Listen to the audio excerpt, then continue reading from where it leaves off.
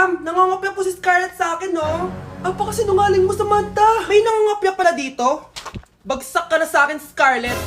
Apakasama talaga ng ugali mo, Samantha. Nay! O anak, anyari sa'yo? Binagsak ako ng teacher ko. Naniwala kasi siya kay Samantha na nangopya daw ako. Totoo ba yun, Scarlett? Hindi, Nay. Siya talaga yung nangopya sa akin. Walang hiya yan ah. Humanda siya sa akin. Tara, anak. A few moments later. Ma'am, bakit niyo po kami pinatawag dito? Eh kasi yung anak mo, sinungaling. Siya naman talaga yung nangopya kay Scarlett eh. Hindi po totoo yan. Para malaman natin kung sino nagsasabi ng totoo sa inyong dalawa, mag-quiz na lang kayo ulit.